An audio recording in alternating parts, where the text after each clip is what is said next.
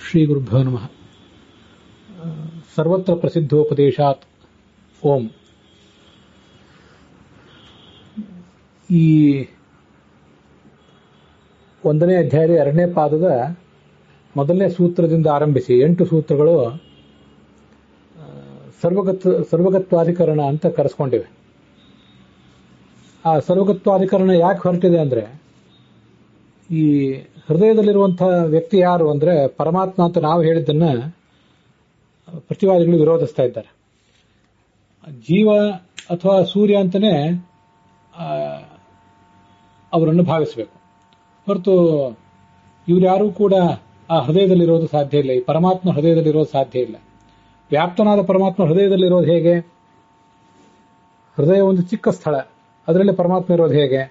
ಮತ್ತು ಅವನು ಜೀವನ ಜೊತೆಗೆ ಒಂದೇ ಹೃದಯದಲ್ಲಿದ್ದಾನೆ ಅಂದ್ಬಿಟ್ರೆ ಜೀವ ಅನುಭವಿಸುವ ಭೋಗಗಳನ್ನೆಲ್ಲ ಅನುಭವಿಸಬೇಕಾಗ್ತದಲ್ಲ ಅಂತ ಪ್ರಶ್ನೆ ಒಂದು ಬೇರೆ. ಹೀಗೆ 2 ಪ್ರಶ್ನೆ ಇದ್ದಾಗ ಸರ್ವತ್ರ ಪ್ರಸಿದ್ಧೋಪದೇಶ ಇತ್ಯಾದಿ ಸೂತ್ರಾಷ್ಟಕಂ 8 ಸೂತ್ರಗಳು ಹೊರಟಿವೆ ಅಂತ ರಾಘವೇಂದ್ರ ಸ್ವಾಮಿ ಹೇಳಿದ್ರು. ಅದನ್ನು ಕಳೆದ ದಿವಸ ನೋಡಿದ್ದೇವೆ. ಅದರ ಅರ್ಥ ಏನು? ಸರ್ವಗಃ ಐತಿ, ಸರ್ವಗೋತ್ತಾ ನಿಯಂತಾಚ ದೃಶ್ಯತ್ವ ಯುಜ್ಜಿತ ಸದಾ ವಿಶ್ವಜೀವಾಂತರತ್ವಾದ್ಯೈಹಿ ಲಿಂಗೈ ಸರ್ವೈ ಯುತಸ್ಸಹಿ ಅಂತ ಆ 4ನೇ ಶ್ಲೋಕ. ಲಿಂಗೈ ಸರ್ವೈ ಯುತಃ ಸಹಿ ಇತಿ ಅನ್ವೇತಿ. ಎಲ್ಲಾ ಲಿಂಗಗಳಿಂದಲೂ ಕೂಡ ಯುಕ್ತನಾದವನು ಆ ಪರಮಾತ್ಮನೇ. ವಿಷ್ಣು ಏವ ಏಕಃ, ಒಬ್ಬನೇ ವಿಷ್ಣುವೇ ಎಲ್ಲಾ ಲಿಂಗಗಳನ್ನು ಹೊಂದಿದ್ದಾನೆ.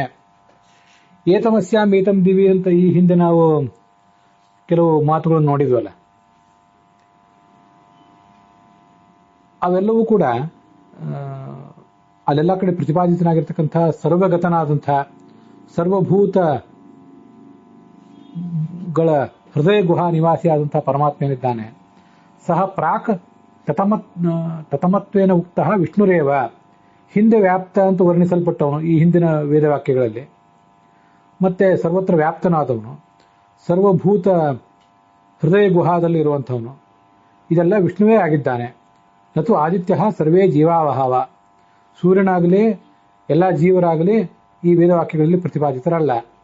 ಕುತಃ, ಯಾಕೆಂದ್ರೆ ಲಿಂಗೈ ಸರ್ವೈ ಯುತೋಹಿ, ಎಲ್ಲಾ ಲಿಂಗಗಳಿಂದಲೂ ಈ ಪರಮಾತ್ಮ ಯುತನಾಗಿದ್ದಾನೆ ಹೊರತು ಅವ್ರು ಯಾರು ಕೂಡ ಯುತರಾಗಿಲ್ಲ. ಹಿ ಹೇತವ್, ಹಿ ಅಂತ ಶಬ್ದ ಇದೆ ಅಲ್ಲಿ. ಆ ಹಿ ಎಂಬ ಶಬ್ದಕ್ಕೆ ಹೇತು ಅಂತ ಅರ್ಥ ಮಾಡಬೇಕು. ಯಾವ ಕಾರಣದಿಂದ ಪರಮಾತ್ಮನೇ ಎಲ್ಲಾ ಲಿಂಗಗಳಿಂದಲೂ ಕೂಡಿದ್ದಾನೆ, ಸೂರ್ಯನಾಗಲಿ ಜೀವನಾಗಲಿ ಆ ಲಿಂಗಗಳಿಂದ ಕೂಡಿದವರು ಅಲ್ಲವೋ, ಆದ್ರಿಂದ ಅಲ್ಲಿ ಪ್ರತಿಪಾದಿತರಾದವರು ಆದಿತ್ಯ ಅಥವಾ ಯಾವ ಜೀವರು ಅಲ್ಲ ಹೊರತು ಪರಮಾತ್ಮನೇ. ಈ ಎಲ್ಲ ವೇದವಾಕ್ಯಗಳೇನಿವೆ, ಈ ಮುಂದಿನ ವೇದವಾಕ್ಯಗಳು ಏತಮೇವ ಬ್ರಹ್ಮ ಅಶರೀರ ಪ್ರಜ್ಞಾತ್ಮ ಸಯೋತೋ ಶ್ರುತೋ ಗತೋ ಮತಃ ಆತ್ಮಾನಂ ಪರಸ್ಮೇಶಂ ಸತಿ ಇತ್ಯಾದಿ ವೇದವಾಕ್ಯಗಳೇನಿವೆ, ಇಲ್ಲಿ ಎಲ್ಲ ವೇದವಾಕ್ಯಗಳಿಂದ ಪ್ರತಿಪಾದಿತವಾದಂತಹ ಲಿಂಗಗಳಿಂದ ಯುಕ್ತನಾದವನು ವಿಷ್ಣುವೇ ಆಗಿದ್ದಾನೆ. ಲಿಂಗಯುಕ್ತತ್ವಾತ್ ವಿಷ್ಣೋಹ, ವಿಷ್ಣುವೇ ಆ ಲಿಂಗಗಳಿಂದ ಕೂಡಿದ್ದಾನೆ. ಅದನ್ನು ಈಗ ಮುಂದೆ ನೋಡೋಣ ಆ ವೇದವಾಕ್ಯಗಳ ಅರ್ಥಗಳನ್ನು. ತಚ್ಚ ಭಾಷ್ಯೋಕ್ತ ಶ್ರುತ್ಯ ಸಿದ್ಧಮಿತಿ ಭಾವ, ಭಾಷ್ಯದಲ್ಲಿ ಹೇಳಲ್ಪಟ್ಟಂತಹ ವೇದವಾಕ್ಯಗಳ ಮೂಲಕ ಇದೆಲ್ಲವೂ ಸಿದ್ಧವಾಗಿದೆ ಅಂತ ಅಭಿಪ್ರಾಯ.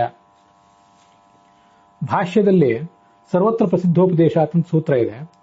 ಅಲ್ಲಿ ಸಯಶ್ಚಾಯಂ ಅಶರೀರ ಪ್ರಜ್ಞಾತ್ಮ ಅಂತ ಐತರೆಯ ಆರಣ್ಯಕದ ಒಂದು ಶ್ರುತಿಯನ್ನ ಉದ್ಧರಿಸಿದ್ದಾರೆ. ಇತ್ಯಾದಿನ ಸರ್ವತ್ರ ಉಚ್ಯಮಾನೋ ನಾರಾಯಣ ಏವ ಅಂತ ಆ ಭಾಷ್ಯದ ಮಾತು. ಸಯಶ್ಚಾಯಂ ಅಶರೀರ ಪ್ರಜ್ಞಾತ್ಮ,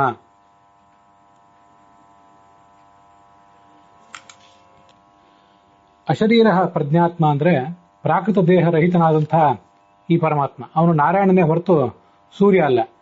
ಯಾಕೆಂದ್ರೆ ತದೇವ ಬ್ರಹ್ಮ ಪರಮಂ ಕವೀನಾಂ ಅಂತ ಮಹಾನಾರಾಯಣ ಉಪನಿಷತ್ನಲ್ಲಿ ಆ ಬ್ರಹ್ಮ ಎಂಬ ಶಬ್ದವನ್ನ ಅವನಿಗೆ ಪ್ರಯೋಗ ಮಾಡಿದ್ದಾರೆ. ಮಹಾನಾರಾಯಣ ಉಪನಿಷತ್ತಿನ ಮಾತನ್ನು ಕೂಡ ಆ ಭಾಷ್ಯದಲ್ಲಿ ವರ್ಣಿಸ್ತಾರೆ. ಸರ್ವಗತನಾದವನು ಆ ವಿಷ್ಣುವೇ ಆಗಿದ್ದಾನೆ. ಜ್ಞಾನಿಗಳ ದೃಷ್ಟಿಯಲ್ಲಿ ಆ ವಿಷ್ಣುವೇ ಪರಬ್ರಹ್ಮ.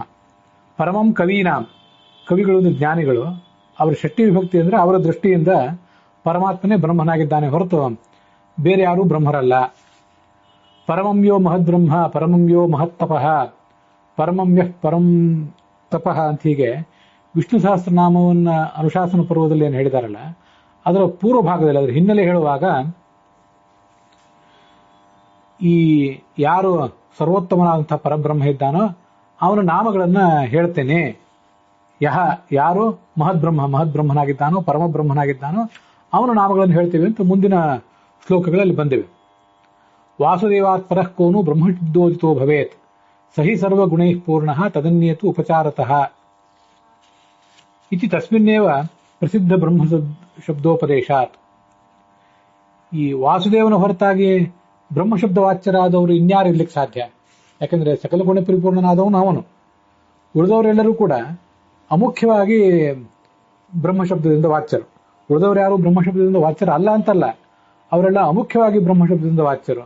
ಆದ್ರಿಂದಲೇ ನಾರಾಯಣನಿಗೆ ಮಾತ್ರ ಸಲ್ಲುವಂಥ ಬ್ರಹ್ಮ ಅನ್ನುವ ಶಬ್ದವನ್ನ ಆ ಸರ್ವಗತನಾದಂಥ ಸೂರ್ಯನನ್ನು ಸರ್ವಗತ ಅಂತ ಹೇಳುವಾಗ, ಜೀವರನ್ನು ಸರ್ವಗತ ಅಂತ ಹೇಳುವಾಗ ಅಲ್ಲೆಲ್ಲಾ ಕಡೆ ಬ್ರಹ್ಮ ಶಬ್ದವನ್ನು ಪ್ರಯೋಗ ಮಾಡಿದ್ದಾರೆ. ಇತಿ ತಸ್ಮಿನ್ನೇವ ಪ್ರಸಿದ್ಧ ಬ್ರಹ್ಮ ಶಬ್ದೋಪದೇಶ. ಆ ಬ್ರಹ್ಮಶಬ್ದ ಎಂಬುದು ಪರಮಾತ್ಮನಲ್ಲಿ ಪ್ರಸಿದ್ಧವೇ ಹೊರತು ಇನ್ಯಾರೆಲ್ಲೂ ಪ್ರಸಿದ್ಧ ಅಲ್ಲ. ಉಳಿದವರಿಗೆ ಅದು ಉಪಚಾರ ಮಾತ್ರ. ತತ್ವನಿರ್ಣಯದಲ್ಲಿ ಮತ್ತು ಗೀತಾ ಭಾಷ್ಯದಲ್ಲಿ ಆಚಾರ್ಯರನ್ನು ವೇದವಾಕ್ಯ ಉದ್ಧರಿಸ್ತಾರೆ. ಬ್ರಹ್ಮಾಣಿ ಜೀವಾ ಸರ್ವೇಭ್ಯ ಪರಬ್ರಹ್ಮಾಣಿ ಮುಕ್ತಿಗಾಹ ಪ್ರಕೃತಿ ಪರಮಂ ಬ್ರಹ್ಮ ಪರಮಂ ಮಹದಚ್ಯುತಃ ಅಂತ. ಎಲ್ಲಾ ಜೀವರು ಕೂಡ ಬ್ರಹ್ಮರೇ. ಯಾಕೆಂದ್ರೆ ಇವರು ಕೂಡ ಗುಣಪೂರ್ಣರಾಗ್ತಾರೆ ಒಂದಲ್ಲ ಒಂದು ಕಾಲಕ್ಕೆ. ಸಾತ್ವಿಕರಾದಂತಹ ಎಲ್ಲಾ ಜೀವರು ಬ್ರಹ್ಮರೇ. ಅವರು ಎಲ್ಲಾ ಜೀವರು ಹೀಗೆ ಬ್ರಹ್ಮರು. ಮತ್ತೆ ಪರಬ್ರಹ್ಮಾಣಿ ಮುಕ್ತಿಗಾಹ, ಮುಕ್ತಿಗೆ ಹೋಗಿ ಮುಟ್ಟಿದವರು ಪರಬ್ರಹ್ಮರು. ಚತುರ್ಮುಖ ಬ್ರಹ್ಮನಿಂದ ತೊಡಗಿ ಎಲ್ಲಾ ಜೀವರು ಕೂಡ ಮುಕ್ತಿಗೆ ಹೋದವರು ಪರಬ್ರಹ್ಮರೇ. ಪ್ರಕೃತಿ ಪರಮಂ ಬ್ರಹ್ಮ. ಮತ್ತೆ ಲಕ್ಷ್ಮೀದೇವಿ ಏನಿದ್ದಾಳೆ ನಿತ್ಯ ಮುಕ್ತಳಾದವಳು, ಅವಳು ಪರಮ ಬ್ರಹ್ಮ ಅಂತ ಕರೆಸ್ಕೊಂಡಿದ್ದಾಳೆ. ಪ್ರಕೃತಿ ಪರಮಂ ಬ್ರಹ್ಮ. ಮತ್ತೆ ಅವಳಿಗಿಂತಲೂ ದೊಡ್ಡವನಾದಂತಹ ಲಕ್ಷ್ಮೀದೇವಿಯನ್ನು ನಿಯಂತ್ರಿಸುವಂತಹ ನಿತ್ಯ ಮುಕ್ತರಾದ ಲಕ್ಷ್ಮೀದೇವಿಯನ್ನು, ಮುಕ್ತರಾದಂತಹ ಬ್ರಹ್ಮಾದಿಗಳನ್ನು, ಅಮುಕ್ತರಾದಂತಹ ಸಂಸಾರಿ ಜೀವರನ್ನು ನೇಮಿಸುವಂತಹ ಪರಮಾತ್ಮನಿದ್ದಾನೆ. ಪರಮಂ ಮಹದಚ್ಯುತಃ. ಹೀಗೆ ಪರಮ ಮಹದ್ ಬ್ರಹ್ಮ ಅಂದ್ರೆ ಪರಮಾತ್ಮ. ಉಳಿದವರೆಲ್ಲರೂ ಕೂಡ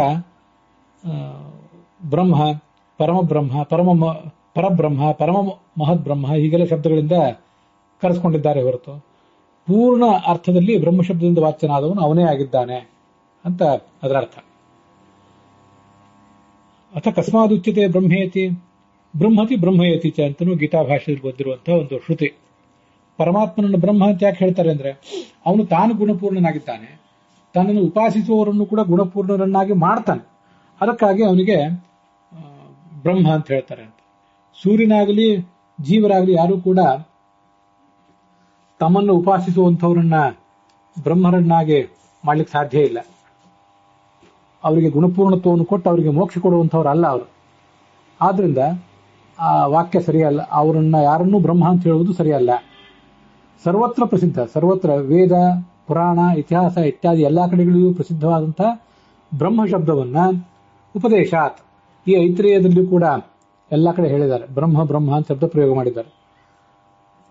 ಆದ್ರಿಂದ ಈ ಇಲ್ಲಿ ಎಲ್ಲಾ ಕಡೆನೂ ಕೂಡ ಬೇರೆ ಯಾರನ್ನೂ ತಗೊಳ್ಬಾರ್ದು. ಸೂರ್ಯನನ್ನು ಜೀವನನ್ನು ಬೇರೆ ಯಾರನ್ನು ಕೂಡ ತಗೊಳ್ಬಾರ್ದು ಅಂತ ಅದರ ತಾತ್ಪರ್ಯ. ಏತಮೇವ ಬ್ರಹ್ಮ. ಈಗ ತತ್ವಮಂಜರಿಯಲ್ಲಿ ಏತಮೇವ ಬ್ರಹ್ಮ ಅನ್ನುವಂತಹ ಒಂದು ವೇದವಾಕ್ಯ ಇದೆ. ಆ ಏತಮೇವ ಬ್ರಹ್ಮ ಅಂತನ್ನುವಲ್ಲಿಯೂ ಕೂಡ ಬ್ರಹ್ಮ ಎಂಬ ಶಬ್ದವೇ ಇದೆ. ಅಶರೀರ ಪ್ರಜ್ಞಾತ್ಮ, ಪ್ರಾಕೃತ ಶರೀರದಿಂದ ರಹಿತನಾದಂತಹ ಪ್ರಜ್ಞಾತ್ಮ ಅಂತ ಇದೆ. ಇವೇ ವಿಷಯಗಳು ಹಿಂದೆ ಆನಂದಮಯೋಭ್ಯಾಸ ಅನ್ನುವಂತಹ ಸೂತ್ರದಲ್ಲಿ ಕೂಡ ಬಂದಿವೆ. ಬ್ರಹ್ಮೇತಿ ಪರಮಾತ್ಮೇತಿ ಭಗವಾನ್ತಿ ಶಬ್ದತೆ ವಾಸುದೇವಾತ್ಮಕಂ ಬ್ರಹ್ಮ ಮೂಲಮಂತ್ರೇಣವ ಯತಿ ಅಂತ ಬಂದಿದೆ. ಬ್ರಹ್ಮ, ಪರಮಾತ್ಮ, ಭಗವಾನ್, ವಾಸುದೇವ ಇತ್ಯಾದಿ ಶಬ್ದಗಳೆಲ್ಲವೂ ಕೂಡ ಆ ಭಗವಂತನಿಗೆ ಅನ್ವಿತ ಆಗ್ತವೆ ಹೊರತು ಬೇರೆ ಯಾರಿಗೂ ಅನ್ವಿತ ಆಗೋದಿಲ್ಲ. ಆದ್ರಿಂದ ಏತಮೇವ ಬ್ರಹ್ಮೇತ್ಯಾಚಕ್ಷತೆ ಅನ್ನುವಂತಹ ವೇದವಾಕ್ಯವನ್ನ ಅಲ್ಲಿ ಕೂಡ ವರ್ಣನೆ ಮಾಡಿದ್ದಾರೆ. ಈ ಎಲ್ಲಾ ವೇದವಾಕ್ಯಗಳ ಅರ್ಥಗಳನ್ನು ಕೂಡ ಕ್ರಮವಾಗಿ ಮುಂದೆ ನೋಡೋಣ. ತತ್ವಮಂಜರಿಯಲ್ಲಿ ಆ 68ನೇ ಗದ್ಯ ಭಾಗದಲ್ಲಿ ಏತಮೇವ ಬ್ರಹ್ಮ ಇತಿ ಅಶರೀರ ಪ್ರಜ್ಞಾತ್ಮ ಇತಿ ಸಯೋತೋ ಅಶ್ರುತಃ ಅಗತಃ ಅಮತಃ ಇತಿ ಆತ್ಮಾನಂ ಪರಸ್ಮೈ ಶಂಸತಿ ಇತ್ಯಾದಿನ ಉಕ್ತ ಸಾವಧಾರಣ ಬ್ರಹ್ಮಶಬ್ದಾರ್ಥತ್ವ. ಸಾವಧಾರಣ ಅಂತಂದ್ರೆ ಏತಮೇವ, ಇವನನ್ನೇ ಬ್ರಹ್ಮ ಎಂಬುದಾಗಿ ಹೇಳ್ತಾರೆ. ಸರ್ವೇಷು ಜೀವೇಶು, ಉಳಿದೆಲ್ಲ ಜೀವರು ಇರಬಹುದು, ಅವರಲ್ಲಿ ಇವನನ್ನೇ ಬ್ರಹ್ಮ ಎಂಬುದಾಗಿ ಹೇಳ್ತಾರೆ ಅಂತ ಐತರೇಯ ಉಪನಿಷತ್ನಲ್ಲಿ ಬಂದಿದೆ. ನಾವು ಅದನ್ನು ಕಳೆದ ದಿವಸ ನೋಡಿದ್ದೇವೆ. ಅಲ್ಲಿ ಸಾವಧಾರಣ ಇವನನ್ನೇ ಎಂಬುದಾಗಿ ಏವಕಾರದಿಂದ ನಮಗೆ ಅವಧಾರಣ ನಿಶ್ಚಯ ಅಂತ ನಮಗೆ ಪ್ರಾಪ್ತ ಆಗ್ತದೆ. ಹೀಗೆ ಅವಧಾರಣದಿಂದ ಕೂಡಿದ ಬ್ರಹ್ಮ ಶಬ್ದಕ್ಕೆ ಅರ್ಥ ಯಾರು? ಇದೇ ಪರಮಾತ್ಮ. ಅಶರೀರ, ಪ್ರಾಕೃತ ಶರೀರ ಯಾರು? ಇದೇ ಪರಮಾತ್ಮ. ಅಶ್ರುತ, ಪೂರ್ಣವಾಗಿ ಕೇಳಲ್ಪಡದವನು. ಮತ್ತೆ ಜೀವಕರ್ತೃಕ ಶಂಸನ ಕ್ರಿಯಾಕರ್ಮತ್ವ. ಜೀವ ಈ ಪರಮಾತ್ಮನನ್ನು ಸ್ತುತಿಸ್ತಾ ಇದ್ದಾನೆ. ಆ ಸ್ತೋತ್ರಕ್ಕೆ ಜೀವಕರ್ತೃ, ಪರಮಾತ್ಮ ಕರ್ಮ ಆಗಿದ್ದಾನೆ. ಹೀಗೆ ಜೀವನೇ ಕರ್ತೃವಾಗಿ ಉಳ್ಳಂತಹ ಒಂದು ಶಂಸನ ಅಂತ ಪರಮಾತ್ಮ ಸ್ತೋತ್ರ. ಆ ಶಂಸನ ಕ್ರಿಯೆಗೆ ಕರ್ಮನಾಗಿರುವಿಕೆ, ಕರ್ಮತ್ವಾದಿ ಏತತ್ ಪ್ರಕರಣ, ಈ ಎಲ್ಲಾ ಪ್ರಕರಣಗಳಲ್ಲೂ ಬಂದಿರುವಂತಹ ಶ್ರುತ ಲಿಂಗಯುಕ್ತತ್ವ, ಏತತ್ ಪ್ರಕರಣದಲ್ಲಿ ಕೇಳಲ್ಪಟ್ಟಂತಹ ಲಿಂಗದಿಂದ ಯುಕ್ತನಾದವನು ವಿಷ್ಣುವೇ ಆಗಿದ್ದಾನೆ. ತಚ್ಚ ಭಾಷ್ಯೋಕ್ತ ದುಷಾ ಸಿದ್ಧಂ, ಬ್ರಹ್ಮಸೂತ್ರ ಭಾಷ್ಯದಲ್ಲಿ ಹೇಳಲ್ಪಟ್ಟಂತೆ ಅದೆಲ್ಲವೂ ಸಿದ್ಧವಾಗಿದೆ. ಇಲ್ಲಿ ಕೆಲವು ವೇದವಾಕ್ಯಗಳಿಗೆ ಅರ್ಥಗಳನ್ನು ನೋಡಬೇಕಾಗಿದೆ. ನಾವು ಸರ್ವಗತತ್ವಾಧಿಕರಣವನ್ನ ಭಾಷ್ಯಕ್ಕನುಸಾರವಾಗಿಯೇ ಇದಾದ್ಮೇಲೆ ನೋಡೋರಿದ್ದೇವೆ. ಅಲ್ಲಿ ಆ ಎಲ್ಲ ಶಬ್ದಗಳಿಗೂ ಅರ್ಥವನ್ನು ಹೇಳ್ತೇನೆ. ಅದರಲ್ಲಿ ಮೊದಲು ಏತಮೇವ ಸರ್ವೇಷು ಭೂತೇಷು ಏತಮೇವ ಬ್ರಹ್ಮೇತ್ಯಾಚಕ್ಷತೆ, ಅದಂತೂ ಸ್ಪಷ್ಟವೇ ಆಗಿದೆ. ಎಲ್ಲಾ ಭೂತಗಳಲ್ಲಿಯೂ ಕೂಡ, ಎಲ್ಲಾ ಜೀವಗಳಲ್ಲಿಯೂ ಲಕ್ಷ್ಮೀದೇವಿಯಿಂದ ತೊಡಗಿ ಪ್ರತಿಯೊಬ್ಬರಲ್ಲಿಯೂ ಕೂಡ ಇವನನ್ನೇ ಪರಬ್ರಹ್ಮ ಎಂಬುದಾಗಿ ಹೇಳ್ತಾರೆ ಅನ್ನೋದಕ್ಕೆ ನಾನು ಈಗಾಗಲೇ ತತ್ವ ನಿರ್ಣಯದಲ್ಲಿ ಬಂದಂತಹ ಶ್ರುತಿಯನ್ನು ಹೇಳಿದ್ದೆ. ಇವನು ಅಶರೀರ ಪ್ರಜ್ಞಾತ್ಮ, ಪ್ರಾಕೃತ ರಹಿತ ಅಂತ ಬಂದಿದೆ. ಮುಂದೆ ಇವೆಲ್ಲವೂ ಕೂಡ ಐತರೇಯ ಉಪನಿಷತ್ನಲ್ಲೇ ಬಂದಿರುವಂತಹ ಮಾತುಗಳು. ಅದರ ಅರ್ಥಗಳನ್ನ ಮುಂದೆ ಒಂದೊಂದಾಗಿ ನೋಡೋಣ. ಈಗ ಸ್ಥೂಲವಾಗಿ ನೋಡಿದ್ದೇವೆ, ಸೂಕ್ಷ್ಮವಾಗಿ ಆಯಾ ಸೂತ್ರಕ್ಕೆ ಸಂಬಂಧಪಟ್ಟಂತೆ ಕೂಡ ಮುಂದೆ ನೋಡೋಣ.